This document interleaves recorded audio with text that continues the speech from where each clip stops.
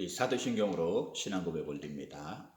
전능하사 천지를 만드신 하나님 아버지를 내가 믿사오며 그 외아들 우리 주 예수 그리스도를 믿사오니 이는 성령으로 잉태하사 동정녀 마리아에게 나시고 본디오 빌라도에게 고난을 받으사 십자가에 못 박혀 죽으시고 장사한 지 사흘 만에 죽은 자 가운데서 다시 살아나시며 하늘에 오르사 전능하신 하나님 우편에 앉아 계시다가 저리로서 산자와 죽은 자를 심판하러 오시리라.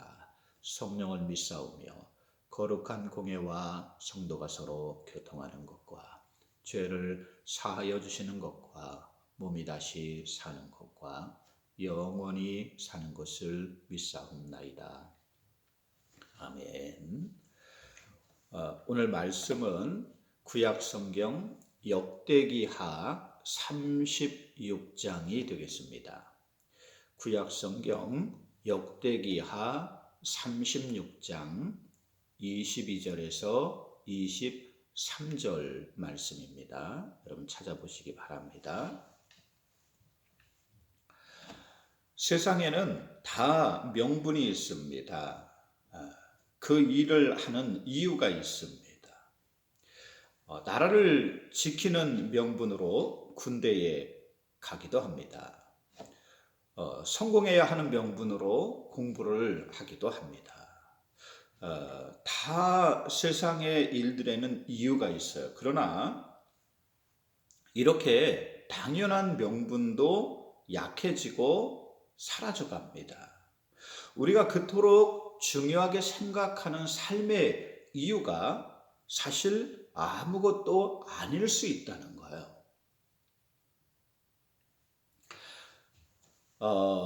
미국이 평화를 유지한다는 명목으로 또 치안 국가, 경찰 국가라고 하는 명분으로 이 세계에 군림하여 왔습니다. 근데 이러한 명분이 약해집니다. 원래 미국 트럼프 대통령은요, 당선될 수 없는 사람이었어요. 초반에 치러진 경선에서 지지율이 2%도 되지 않았습니다. 근데 예상을 뒤엎고 대통령이 당선이 됐죠. 국민들이 더 많이 지지한 사람은 힐러리인데 대의원 수에 밀려서 트럼프가 대통령이 됐어요. 그가 당선될 수 있었던 이유가 무엇입니까? 바로 이러한 명분보다 미국의 이익을 강조했기 때문이에요. 미국을 다시 한번 위대하게 하겠다라고 하는 그 명분으로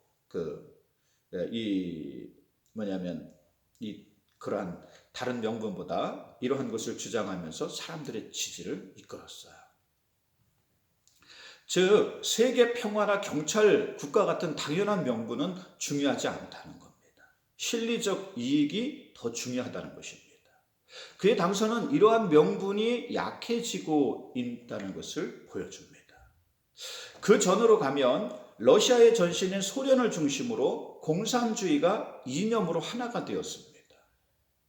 중국도 공산화되어 가고 북한도 공산화되어 가고 베트남도 공산화되어 가고 독일이 공산화되어 갔어요. 세계가 공산주의로 변하는 것은 시간 문제였습니다. 소련과 미국이 서로 공산주의와 자유주의를 대표한다는 명분으로 수십 년 동안 세계를 지배했습니다. 그러니까 서로 냉전 체제를 이루면서 거기서 이 사람들 또 나라들을 여러분 꽉 잡고 이것이 어떻게 보면 당연한 삶의 그 길이었고 명분이었고 이유였단 말이죠. 그러나 이러한 명분도 경제적 이익 앞에서 무너집니다. 약해졌습니다. 이념보다는 먹고 사는 문제가 더 중요하다는 거예요. 그래서 중국이 공산주의를 버리고 사회적 자본주의로 돌아섰습니다. 베트남도 자유주의로 기울었어요. 독일은 이러한 이념을 버리고 나라가 통일되었습니다. 더 이상 이러한 명분 때문에 싸우지 않겠다는 거죠. 이러한 명분 때문에 죽고 살지 않겠다는 거예요. 당연하던 명분도 사라집니다. 더 이상 이유가 되지 않게 되는 경우가 많습니다. 그 전의 역사를 보면 독일은 자기들만의 우월성을 내세우면서 전쟁을 일으켰어요. 세상의 모든 민족을 없애고 오직 순수한 독일 혈통의 아리안족만 남기겠다는 명분으로 이 세상을 전쟁의 구렁텅이로 밀어넣었습니다. 여러분, 이게 바로 2차 세계대전입니다. 그 전에는 신성 로마 제국이 교황을 위시한 기독교 국가를 수호한다는 명분으로 세계에 군림했습니다. 그전에는 로마가 모든 세상이 로마화되면, 팍스 로마화되면 더 이상 전쟁도 없고 또 해적이나 이런 도적의 위험도 없을 것이라고 주장하면서 세계를 지배했습니다. 늘 세상에는 이러한 명분들이 존재해 왔다는 거예요. 그러나 세월이 지나면서 세상이 변하면서 이러한 명분들은 다 사라졌습니다. 없어졌어요. 예전에 우리나라에서는 신분의 차이 때문에 결혼하지 못하는 경우가 많았습니다. 또 서자는 관직에 오를 수가 없었어요. 홍길동도 여러분 그 서자입니다. 그래서 관직에 오르지 못하는 그런 그 부분이 예전에 있었어요. 이것이 당연시 되던 때가 있었습니다. 불과 얼마 전까지만 해도 동성동부는요, 성이 같으면 또 본관이 같으면 혼인신고를 하지 못했습니다. 결혼하지 못했어요. 그러나 이제는 이러한 것은 명분이 되지 않아요. 상황이나 형편이 바뀌면서 다 사라졌습니다. 이거 다 변합니다. 세상에는 늘 이러한 명분이 있습니다. 그 일을 하는 이유가 있어요. 오늘날에도 있습니다. 우리의 삶의 모든 이유가 되고 원인이 되는 것들이 있습니다. 우리의 모든 삶을 통제하고 맞춰야 하는 것들이 있습니다. 우리를 구속하는 것들이 있어요. 꼼짝 못하게 하는 이유들이 있습니다. 우리가 죽고 사는 명분들이 있다는 거예요. 그러나 이 모든 것은 영원한 게 아닙니다. 이 또한 변하고 사라지는 거야. 있다가 없어지는 것들입니다. 아무것도 아니야.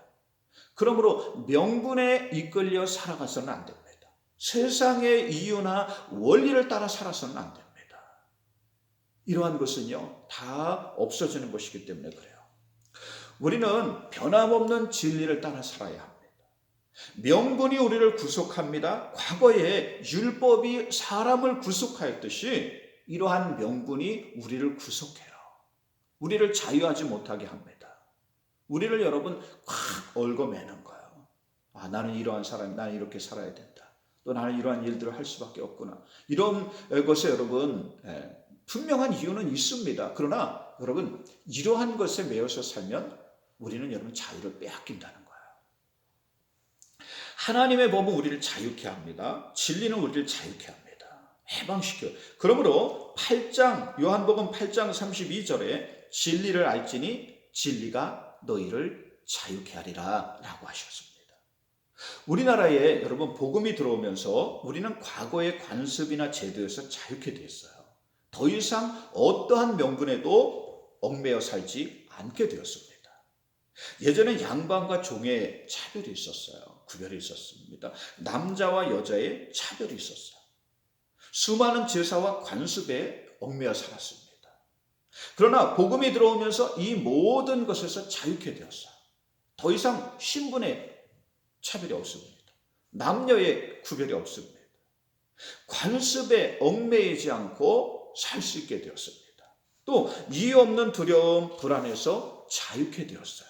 예전에요, 시골에 가면 어디든지 다 선앙당이 있었어요. 마을의 그 토지신 또 수호신에게 제사 지내는 데요. 이렇게 그래가지고 언덕이나 이런 데 보면 여러분 마을마다 다 뭐가 있냐면 선앙당이에요. 여러분 지나가기도 여러분 약간 좀 무섭고요. 그랬습니다. 바닷가에 가면 다 신당이 넘쳐났습니다. 수많은 곳에 무당집이 있고 점집이 즐비했습니다. 알 수 없는 불안함 때문에 이러한 것이 이 땅에 넘쳐난다는 거예요. 그러나 복음이 들어오면서 이 모든 것에서 자유로워졌어요. 선앙당도 다 허물고 바닷가의 신당도 다 허물어졌어요. 작은 섬에도 교회가 없는 곳이 없습니다. 그러면서 그 속에 매여있던 사람들을 자유롭게 했습니다. 진리 안에 자유케 되는 역사가 일어나는 것입니다. 예수 그리스도의 이러한 구속과 속박에서 자유케 되는 역사가 일어나. 예수 믿은 모든 것을 자유케 돼. 대의명분에서 해방되는 거예요. 이유 같지 않은 삶의 이 구속에서 자유케 됩니다. 예수 믿으면 운명이나 팔자도 변합니다. 이러한 굴레에서도 벗어나. 진리가 이러한 명분, 이유, 원리를 다 끊어버리기 때문입니다. 그러므로 예수 믿으면 인생이 변합니다. 운명이 변해요. 팔자가 바뀌는 줄 믿습니다. 김제에 가면 금산교회가 있습니다. 이곳에 조덕삼이라는 주인이 자기 집에서 일하는 모스마이를 데리고 함께 교회에 나갑니다. 당시에 신분차별이 엄격했어요. 그러나 조덕삼은 모슴과 교회에 함께 다녔을 뿐만 아니라 이 아이가 총명한 것을 보고 공부를 시켜줘요. 나중엔 신학 공부까지 할 수 있게 도와줍니다. 그래서 이 아이가 커서 나중에 목사님이 돼요. 그래서 여러분 금산교회의 목사님이 되었습니다. 조덕삼은 장로가 되어서 목사님이 된 자신의 종을 잘 섬겼습니다. 그럼 이게 말이 되는 얘기입니까? 근데 복음 안에서는요, 말이 돼요. 이러한 역사가 일어납니다. 이러한 조덕삼 장로를 하나님이 축복해 주셔서 3대에 이어서 금산교회의 장로가 되었어요. 그의 아들이 사선의원을 지낸, 저는 정치가 잘 모릅니다. 근데 이 조세형 장로가 바로 그 아들이에요. 우리나라 현대사에 큰 획을 그은 정치가가 되었습니다. 복음이 모든 속박과 굴레를 깨게 합니다. 모든 억압의 사슬에서 자유케 합니다. 예수 믿음 모든 구분이 사라져요. 운명이 바뀝니다. 여러분 그 김장한 목사님이 계셔요. 굉장히 아주 유명하신 그런 목사님이셨는데 이 목사님이 어릴 때 너무 가난했대요. 부모도 이제 없고 이렇게 여러 이 형제들이 이렇게 사는데 너무 가난했어요. 그래서 미군 부대에 심부름을 하는 하우스 보이로 들어갔습니다. 그래서 거기서 이제 영어도 조금씩 이제 배웠어요.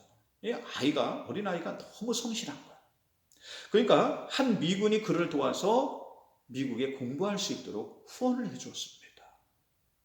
나중에 미국에서 공부를 마치고 목사님이 되었어요. 1966년 수원 중앙침례교회에서 목사님으로 사역을 하셨습니다.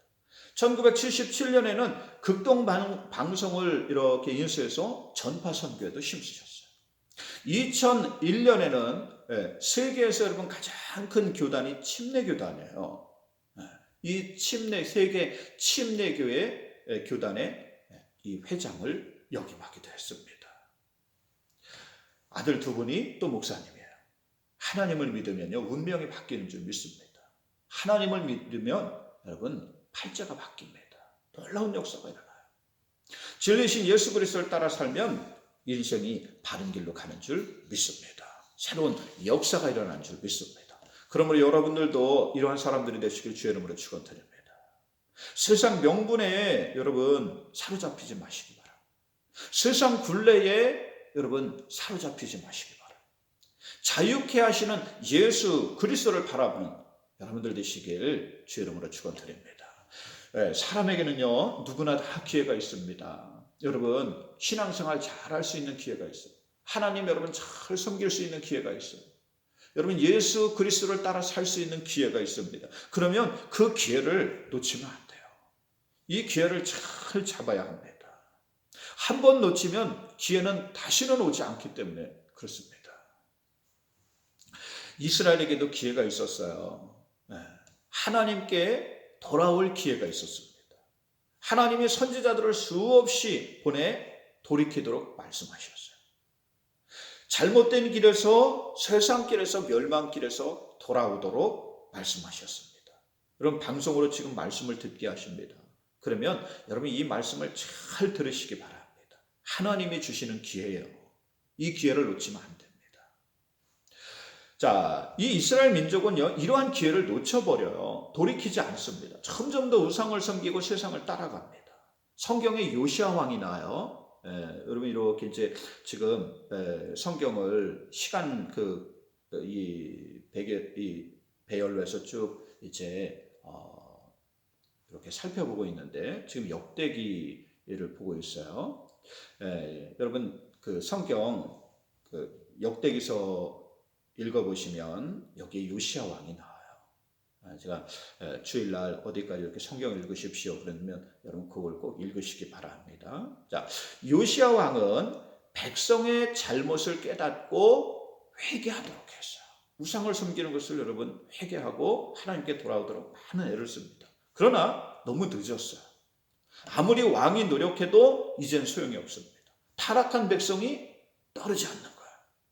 결국 요시야 왕은 무기또에서 일어나는 전쟁에서 죽고 맙니다. 세상에서는 실패인 것 같지요. 그러나 이후에 일어나는 일들을 보면 요시야 왕의 죽음은 축복이에요. 왜 그러냐면 그 뒤에는요 더 끔찍한 전쟁들이 막 일어나가지고 왕이 죽어도 매장조차 할 수가 없었어요. 그만큼 혼란스러웠습니다. 유일하게 땅 속에 장례를 치르는 왕이 여러분 유대에서 요시야 왕이 됩니다. 결국 BC 587년에 유다도 바벨론에 의해 완전히 멸망해요. 하나님을 떠나 우상 숭배에 빠졌던 유다는 완전히 패망합니다. 그리고 수말리 낯선 나라로 포로로 끌려갑니다. 세상적으로 잘 되는 길을 선택했어요. 하나님을 떠나 자기들 마음대로 사는 길을 선택했습니다. 그런데 이것이 망하는 길이었다는 거예요. 낯선 땅에서 아무런 소망이 없이 노예로 살았습니다. 이스라엘 민족은 그제서야 후회합니다. 타국에서 고향을 그리워하며 울부짖었어요. 자기들의 죄를 회개합니다. 하나님은 이러한 실수도 사용하시는 줄 믿습니다. 사람의 실수도 선으로 바꿔가시는 줄 믿습니다. 더 큰 역사가 일어나는 과정으로 사용하신다는 사실이에요. 이렇게 흩어진 이스라엘 백성들을 통해 하나님은 나중에 세계 모든 곳에 복음이 전해지는 그러한 이 역사를 이루어 가시기 때문이에요.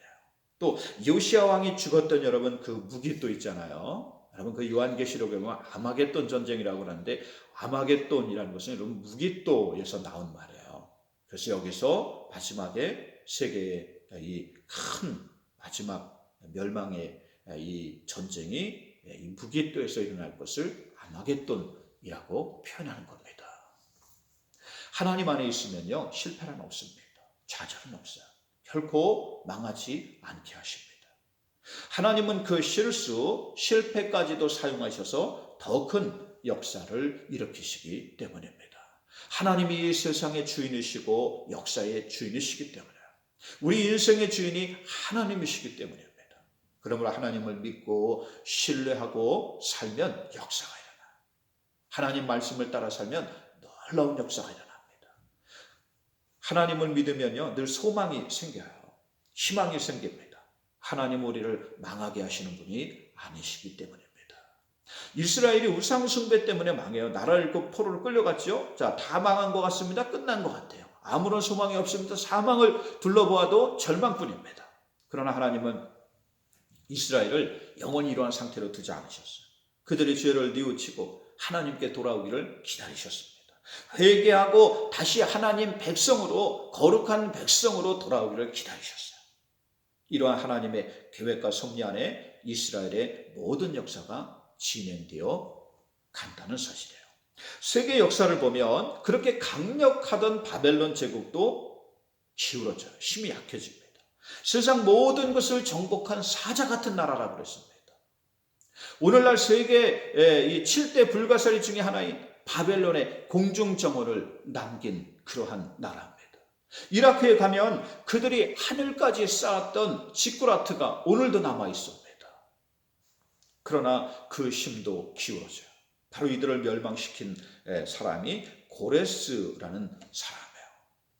오늘 성경에 나오는 인물입니다. 이 바사는요 페르시아를 말합니다. 자, 그런데 이 고레스는 역사에서 해성과 같이 나타나요. 원래는 안산이라는 작은 나라의 왕이었어요. 뭐 어디 붙었는지도 잘 모릅니다. 출신도 잘 알 수가 없어요. 보잘것없어요. 이 전설에 의하면 고레스는 양을 치는 목동이었다 그래요. 그런데 하나님은 고레스를 사용하셨어요.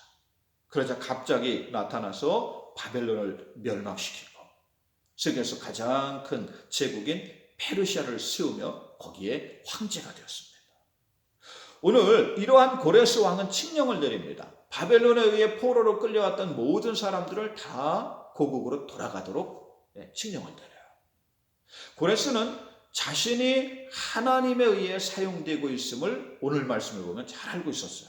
고레스가 내린 칙령을 통해서 유대인들은 고국으로 돌아갈 수 있도록 이 허가가 되었습니다. 오늘 말씀은 에스라 1장 1절에서 3절 말씀과 거의 똑같아요. 잘 여러분 보시면 오늘 역대기 마지막 장은 에스라 1장 1절에서 3절하고 똑같습니다. 자, 에스라는 역사서인데 이러한 고레스의 명령이 어떻게 이루어지는지를 보여줘요.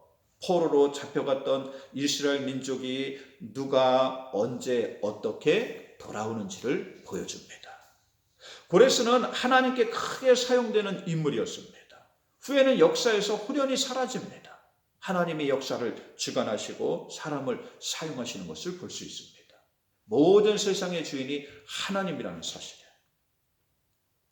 오늘 역대하 말씀과 에스라서는 서로 연결되어 있어요. 그러나 실제적으로는 100년의 간격이 있습니다. 역대서는 이스라엘 민족이 패망하는 시점이고 에스라서는 80년의 포로 기간이 끝나고 돌아오는 기간이에요. 이러한 것이 한순간으로 연결되어 있습니다. 100년이면 길다면 긴 시간 아니겠습니까? 근데 성경엔 여러분 같은 장으로 연결되어 있다는 거예요. 그러나 베드로후서 3장 8절에 하나님에게는 하루가 1000년 같고 1000년이 하루 같다는 이 한 가지 사실을 결코 잊지 말라라고 하셨어요. 하나님 모든 역사를 주관하신다는 사실입니다. 성경은 이것을 보여줘요. 나라를 세우기도 하시고 폐하시는 분이 하나님이십니다. 사람을 세우기도 하시고 폐하시는 분이 하나님이신 줄 믿습니다. 하나님 모든 역사의 주인이라는 사실이에요. 오늘도 이 세상을 주관하시는 분이 하나님이십니다. 하나님의 계획과 섭리 안에 모든 세상이 움직여간다는 사실이에요. 그러므로 이 세상의 굴레나 명분이나 이유나 원리를 따라 살아서는 안 됩니다. 상황이나 형편을 따라가서는 안 돼요. 사람을 따라가서는 안 됩니다. 이 모든 것은 잠시 있다가 없어지는 것들이기 때문입니다. 우리는 변함없는 진리를 따라 살아야 합니다. 이 모든 세상의 주인이신 하나님을 따라 살아야 합니다. 살아계신 하나님 말씀을 따라 살아야 돼요. 이러한 사람이 오늘 인생을 가장 잘 사는 사람입니다. 올바른 길로 가는 사람이기 때문에 진리를 따라 사는 사람이기 때문입니다. 그러므로 가장 성공한 사람이 되는 줄 믿습니다. 여러분들이 이러한 사람들이 되시길 주의 이름으로 축원드립니다. 하나님 말씀을 따라 사는 여러분들 되시길 주의 이름으로 축원드립니다. 오늘 말씀이 여러분에게 주시는 하나님 말씀이 되시길 주의 이름으로 축원드립니다. 기도합니다. 하나님 오늘도 이 말씀을 선포하게 하심을 감사합니다. 이 말씀을 듣는 모든 사람들이 깨닫게 하시고 나에게 주시는 하나님 말씀이 되게 하옵소서. 이 말씀을 심령에 영접하고 진리이신 예수 그리스도를 그 심령에 영접하고 역사의 주인이신 하나님 말씀을 따라 살아가며 큰 이 세상의 역사의 주인공이 되도록 그 능력을 증거하는 주인공이 되도록 삶을 인도하여 주시옵소서. 예수님의 이름으로 축복하며 기도 올리옵나이다. 아멘. 우리 주기도문 하심으로 예배 마칩니다. 하늘에 계신 우리 아버지여, 이름이 거룩히 여김을 받으시오며 나라가 임하시오며 뜻이 하늘에서 이루어진 것 같이 땅에서도 이루어지이다. 오늘 우리에게 일용할 양식을 주시옵고 우리가 우리에게 죄 지은 자를 사하여 준 것 같이 우리 죄를 사하여 주시옵고 우리를 시험에 들게 하지 마시옵고 다만 악에서 구하시옵소서. 나라와 권세와 영광이 아버지께 영원히 있사옵나이다.